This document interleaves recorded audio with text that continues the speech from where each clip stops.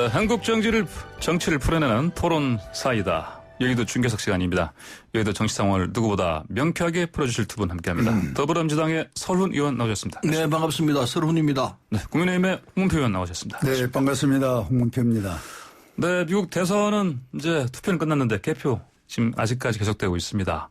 바이든 후보는 대통령 인수위 홈페이지 한 페이지짜리라고 하는데 이걸 열었고요. 트럼프는 소송전에 돌입했습니다. 우리는 어제 서훈 국가안보실장 주재로 국가안전보장회의 상임위가 개최됐고요. 바이든이 미국의 대통령이 된다면 한미 동맹과 북한의 비핵화 앞으로 어떤 변화가 좀 있을까요? 어떻게 보십니까? 먼저 서른 의원께서 말씀해 주시죠. 네, 먼저 표 차이가 400만 표 이상 나고 예. 네바다 주도 지금 표 차이 더 벌어진다 그러니까 거의 조 바이든 후보가 되는 것 같아요. 예. 그래서 그건 될 것 같고, 그러면 한국 상황과 미국 상황 어떻게 될 것이냐. 근데 다행히 조 바이든 후보가 김대중 대통령과 아주 친했습니다. 예. 82년 연말에 김대중 대통령이 이제 망명을 미국을 가셔가지고 85년 2월 달에 귀국을 하시는데 예. 3년간 계시면서 조 바이든하고도 만났어요. 예. 그때부터 친교를 만들어가지고 대통령 되시고 난 데는 조 바이든 의원이죠. 예. 상원 의원이었는데 조 바이든 의원은 햇볕 정책이 가장 좋은 정책이다. 한반도 예. 문제를 푸는데. 예. 그리고 자기는 김대중 대통령 아주 존경한다. 그런 얘기까지 하셨어요. 네. 그것도 심지어 이 조 바이든 의원하고 우리 예. 김대중 대통령하고 넥타이도 같이 바꿔 끼고 그랬습니다. 아, 예. 넥타이 그런 애도 있어요. 예, 예. 예. 네네. 그래서 이 조 바이든 후보는 굉장히 친한파이고 한국 문제를 정확히 알아요. 예. 그래서 햇볕 정책에 대한 아주 열렬한 옹호자였기 때문에 대통령이 되어서 한반도 문제를 보면 이제 자기가 주장한 거는 김정은 위원장을 폭력배라고 이렇게 규정하기도 했지만은 예. 대통령이 그러면 트럼프하고 대결하기 위해서 그런 표현을 썼을 수 있다 생각하고 대통령이 막상 되면은 예. 다른 상황이 올 것이라 생각합니다. 이 버텀업이냐 탑다운이냐 이게 처리 방식을 놓고 보면은 근데 탑다운 방식이 훨씬 더 이 합리적이라는 걸 아마 바이든 후보도 알 거라고 생각합니다. 네. 그래서 국무장관이 누가 되느냐에 따라서 상황이 바뀔 거라 생각하는데 예. 아마 국무장관이 탑다운 방식을 원하는 사람으로 하고 예. 그래서 탑다운 방식과 바텀업 방식을 섞는 믹스하는 이런 형태의 이 외교 정책을 펴서 훨씬 더 합리적으로 예. 문제를 풀어내지 않을까 생각해서 조 바이든 대통령이 되더라도 한반도 문제는 크게 변화가 일어나지 않는다. 오히려 예. 이 한미 간에 있는 여러 가지 갈등들이 예. 훨씬 더 빨리 해결될 수 있는 상황으로 갈 것이다. 이렇게 보고 있죠. 예. 이를테면은 지금 이 전작권 문제 예. 그리고 이 주한미군 예. 유지비 문제 예. 이런 등등에서 합리적 처방을 할 것이다.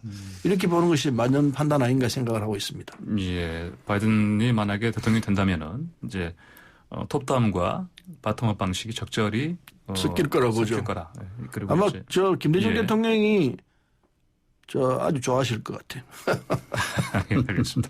자, 그럼 홍표 의원께서는 어떻게 보십니까? 저는 바이든이 당선이 확실시된다 이렇게 우리가 외신을 통해서 또 현지 얘기를 듣고 알고 있습니다마는 워낙 미국이 큰 나라고 그리고 또 투표 방식이나 이 개표 방식이 우리와는 좀 다르기 때문에 예. 좀 궁금증이 우리 국민들이 많으리라고 봅니다마는 이미 발표는 안 했지만은 그 주마다의 개표에 진행되는 과정을 속속들이 예. 이렇게 들어보면은 이미 결정은 났지 않는가 이렇게 저는 생각을 갖고 있고요. 예. 바이든이 됐을 때 우리 한국과의 외교 관계나 국교 관계가 어떻게 될 거냐 이제 이것이 우리가 이제 좀 관심을 갖고 있는 것인데 예. 저는 지난번 토론회에서도 수차례 또 개인적으로 자기 어록을 보면은 이 북한이라는 집단을 상당히 불신하고 있습니다. 속된 말로 이제 불량배 이렇게까지 표현을 하고 있는데 예. 이 트럼프하고는 김정은이가 그동안 주고받는 것이 어떻게 보면은 그 변칙적으로 이 성격이 맞았던 것 같아요. 네. 그러다 보니 우리 한국은 그 중간에 끼어가지고 제대로 말도 못하면서 끌려가는 그런 우리가 소위 북한 그리고 네. 미국 그리고 한국 이런 입장이었는데 이제 바이든은 과거 부통령을 했던 경험도 있으시고 예. 그래서 아마 어떤 원칙의 가이드라인이 전 있으리라고 봅니다. 예. 이렇게 되면은 우리 외교가 이제는 예측 가능한 네. 그런 저는 외교로 이 바이든과의 관계는 좀 설정이 되지 않겠는가. 네. 뭐 예를 든다면은 방위비 같은 문제도 갑작스럽게 5배 이상을 네. 요구로는 네. 네. 이것은 국가 간에 사실 예. 서로 이해할 수 있는 상황이 안 되거든요. 또 미군 감축 같은 것도 예. 상호 간에 서로가 조정할 문제인데 일방적으로 숫자를 내놓고 이렇게 할 것이다. 또 뭐 군사 전략상에 많은 뭐 전략 장비가 있지 않습니까? 예. 이것도 뭐 우리에게 강요하는 건 아니지만 상당히 그 무기 구입 문제 같은 것도 깊이 들어가면은 네. 뭐 일방적인 것들이 많았습니다. 네. 그래서 이제 이런 것들이 이제는 우리가 각국 간에 정상 간에 이제는 예측 가능한 네. 네. 그런 이제 외교가 저는 되지 않겠느냐. 네. 그러나 북한 문제만큼은 아마 상당히 예. 자기 그 어록이라든지 TV 토론에서 나왔던 걸로 본다면은 뭐 강경할 거라고 저는 봅니다. 예. 그래서 이 대북 문제라든지 또 미국과의 관계에서는 우리가 상당히 더 과거보다는 더 조심해야 하지 않겠느냐. 트럼프는 자기 직성에 맞고 순간적인 상황에 맞으면은 뭐 합의도 했다 폐기도 했다 마음대로 하는데 네. 바이든은 그런 소위 외교는 저는 아닐 것이다. 이럴수록에 더 우리가 준비를 좀 네. 단단히 해야 될 그런 소위 바이든과의 이 한국과의 그 외교 관계가 좀 준비가 많이 있으면 좋겠다. 네. 그런 생각을 갖습니다. 예, 우리가 준비를 많이 해야 되겠지만 전반적으로 긍정적으로 전망하시는 거예요. 전 긍정적으로 봅니다. 예, 알겠습니다. 자, 다음으로 그러면 이제 새 인물이 대통령이 된다면은 미국에 그러면 이제 미국의 그동안에 이제 트럼프 대통령이 해오던 이제 보호무역 그 기조 이 부분도 당연히 변할 수밖에 없을 것이고요. 어떻게 보십니까? 그러면 우리나라 입장에서는 이런 이제 무역 기조의 변화라든지 그다음에 또 뭐 통상 정책 변화가 또 있을 것이고요. 우리 경제 리스크 요인으로 좀 있지 않을까 이런 시각도 있습니다. 어떻게 보십니까? 주가가 올라가고 있다 그러죠. 예, 바이든 후보가 이 당선 가능성이 높아진다 그러니까 예. 뭐 경제 쪽이 훨씬 더 민감하게 반응하죠. 예. 한국 경제가 좋아진다는 이야기죠. 그건 전체적으로 예. 폭등한다 그러거든요, 주가가.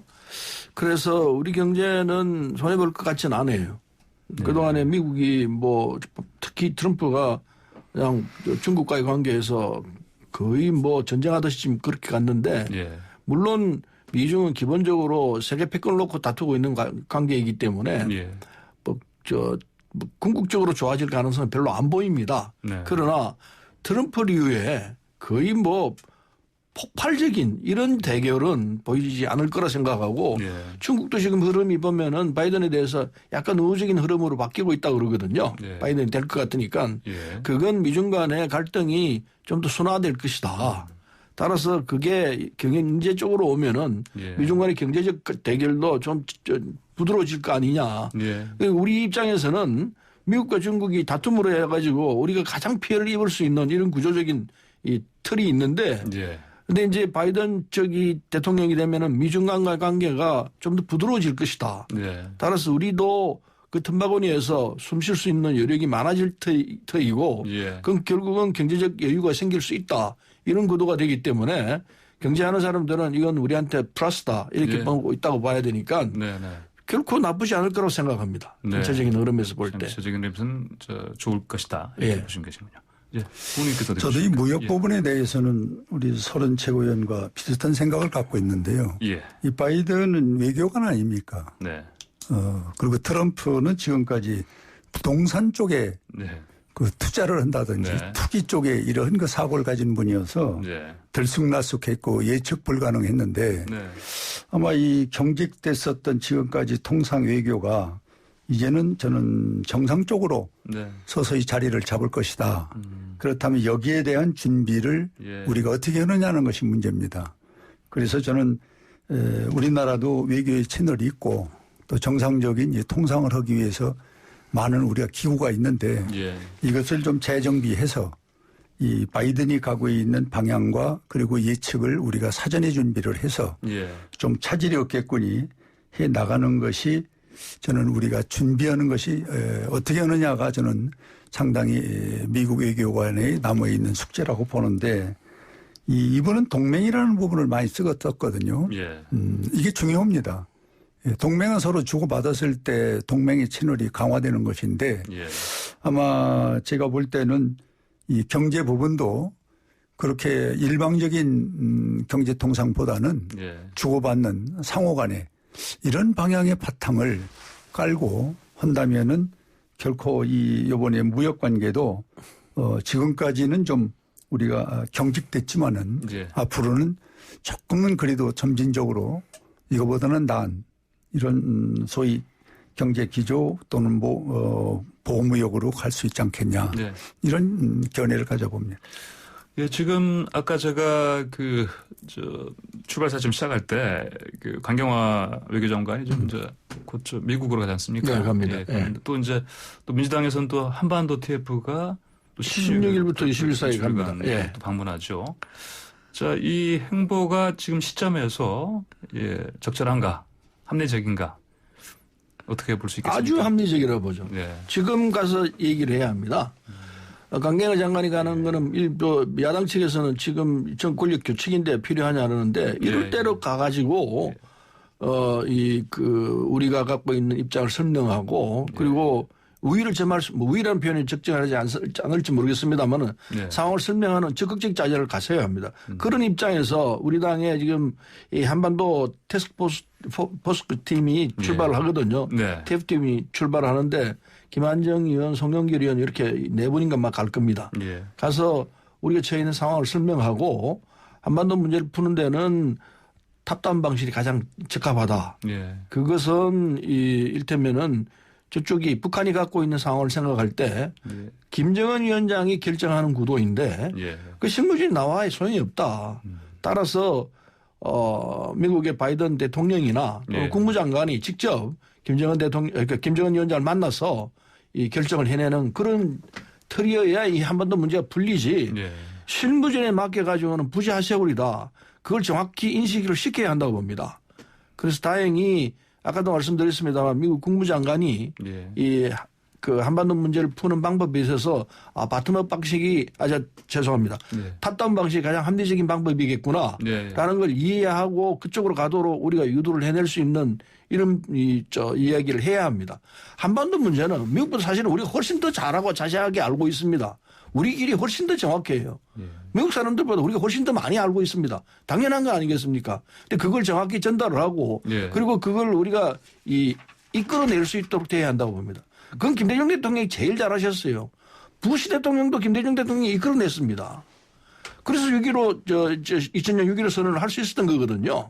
그런 등등을 보면은 우리가 갖고 있는 우리의 입장을 정확히 전달하고 미국 분들이 우리와 함께 갈 수 있게끔 이렇게 해내는 일을 해야 되는데 이번에 우리 민주당의 이 한반도 태스크포스 팀이 가는 거는 치적절하고 좀 더 빨리 갔었어야 될지도 몰라요. 강경화 장관 가는 것도요. 그런 입장에서 굉장히 중요합니다.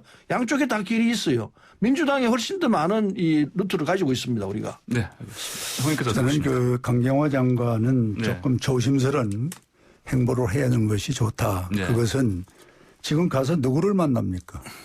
지금 아마 이게 대법까지 트럼프가 제기할 경우에는 최소한도 한 달, 두 달을 간다고 우리가 예측하는 전문가들이 많은데 그게 아니다 손치더라도 지금 아주 명쾌하게 이 바이든이 입장에서 다국적인 사람들을 만나서 소위 외교관계라든지 이런 것을 이야기하기는 지금 시기적으로 이릅니다. 그렇다면 지금 강경화 장관이 현 정부에 있는 채널을 만나서 대화를 하기 위해서 간다는 것은 큰 의미는 없습니다. 이제 팀이 완전히 바뀔 것이고 새로운 이제 기조가 나온다면은 거기에 맞춰야 되고 정당에서 가서 외교를 하는 것은 뭐 나쁘지는 않습니다만은 큰 실효는 거둘 수가 없습니다. 그냥 선점을 한다는 그런 정치적인 의미는 있을지 모르지만은 그리고 탑다운 방식의 문제를 놓고 북한까지 여기다 끌어들여서 얘기하는 것은 저는 맞지 않는다. 왜 그러냐. 국가 간에는 이야기 못하는 사항들도 많은데 이걸 하나로 뭉뚱그려서 그냥 통째로 탑다운 방식으로 뭘 한다. 이렇게 저는 북한의 문제를 풀 수는 저는 없다고 보는데 제가 생각할 땐 그렇습니다. 그저께 서훈 실장이 국회에서 답변하기를 네. 북한과의 가장 문제에서 지금 꼭 해야 할 일이 뭐냐니까 핵폐기라고 그랬거든요. 예. 저는 이렇게 명쾌하게 얘기를 지금 현 지도부한테 들어본 적이 없어요.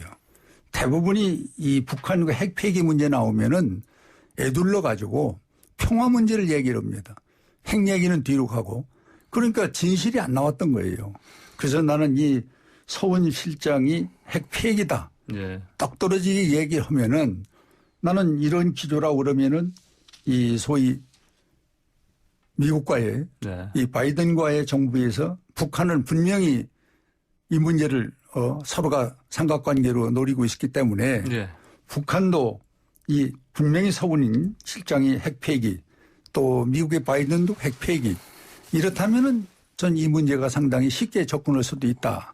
그런데 그동안에는 북한에서 이 핵폐기 나오면은 그 얘기를 안 하고 평화 얘기를 하고 예. 우리도 또 평화 얘기를 하는데 그러다 보니까 진실은 우리가 그동안 찾아내질 못하고 그 애둘러서에만 외교를 하다가 오늘의 이런 상황까지 이제 오게 됐다. 그래서 앞으로 전 바이든의 원칙 그리고 서훈 이 실장의 핵폐기 예. 이렇게 딱 단언적으로 우리가 결속된 또 동맹 간의 우리의 주제를 하나로 딱 몰아가면은 예. 이 북한도 이제 애들르고 어떤 정치적 쇼는 한계가 있다 이렇게 생각을 근데 했습니다. 홍문표 의원이 지금 좀 잊어먹고 계신 것 같은데 문재인 대통령이 평양 가셔가지고 10만 평양 군중에 대해서 한 말씀이 있습니다. 핵폐기를 구체적으로 선언을 했습니다. 김정은 위원장 핵폐기한다 분명히 얘기했습니다라고 공개적으로 얘기를 했습니다. 그 이상 만천하에 그렇게 밝혀놨는데 그 이상 더 확실한 얘기가 어디 있습니까? 자, 그러면은 그 얘기 전제하에서 서훈 실장도 이야기하고 그러는 그러니까 거죠. 보세요. 평양에 그걸 잊어먹으면 가서 안 됩니다. 평양에 가서 네. 대통령이 그 말씀하고 또 김정은이는 거기에 대한 답은 없었어요. 어디를 찾아봐도 우리가 선언을 하고 이렇게 가자는 거였어. 그러면은 그 후에 많은 대화가 있었고 오고 간 채널에서 핵 폐기를 전제로 깔아야 되는데 김정은은 평화를 얘기를 하거든 항상. 그러면 거기에 따라가다 보니 우리가 핵 폐기는 뒷전으로 가고 평화 얘기라는 것은 아세아이도 필요하고 우리도 필요하고 세계가 필요한 얘기를 김정은이가 큰 단수를 치는 거예요. 자, 거기 알겠습니다. 말려들면 안 됩니다. 이게. 자, 여기도 중계석 지금 더불어민주당 서른 의원 그리고 국민의힘 홍표 의원과 함께하고 있습니다. 잠시 뒤 광고 듣고 돌아오겠습니다.